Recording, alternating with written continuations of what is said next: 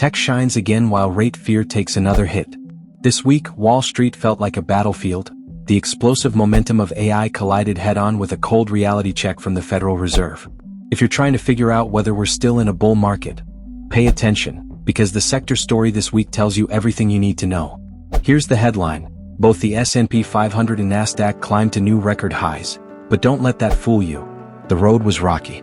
The week of October 27th was full of wild swings and heavy volatility. Why?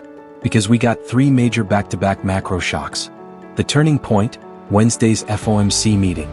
Everyone expected a rate cut soon, but Fed Chair Jerome Powell just said, "Not so fast." He poured cold water on those December cut hopes, reminding investors the easing path may take longer. That one comment instantly brought back rate fear across Wall Street. And yet, here's the twist. Corporate America held strong. More than 82% of S&P 500 companies beat profit estimates this quarter. But even with good earnings, volatility was insane. Take Meta. Solid numbers but a massive spending plan spooked investors, and the stock dropped 12% post-earnings. This market's walking a tightrope, great fundamentals but zero room for mistakes. So, who came out on top in this high-stakes week? Information technology, the undisputed champion. Up big. Why? Because the AI story is still unstoppable. Even if rate cuts come slower, the long-term math still favors these future-focused tech giants. Lower rates, even delayed ones, boost the value of their future cash flows today. Right behind tech, communication services also rallied, driven by the same digital powerhouses. It's the same wave, AI, advertising, cloud, and content, all winning. And the surprise third-place finisher?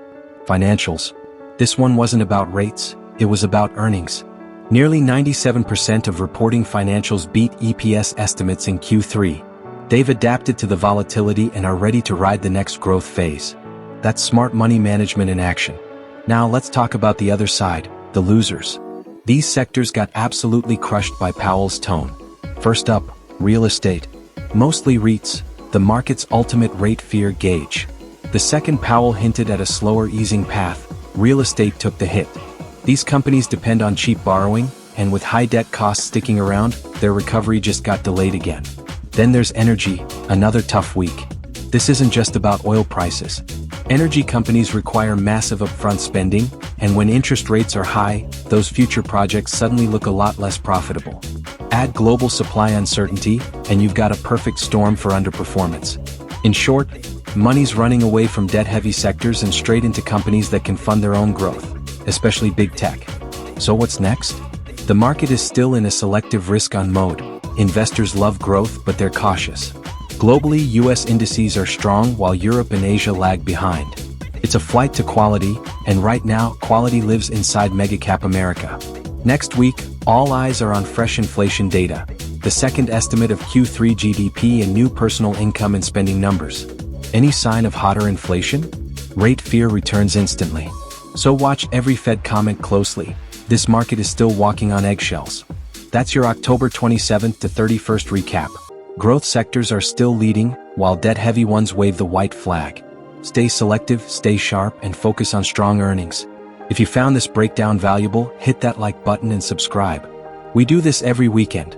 Next time, we'll dig into what the upcoming GDP number really means for your portfolio. See you in the next deep dive.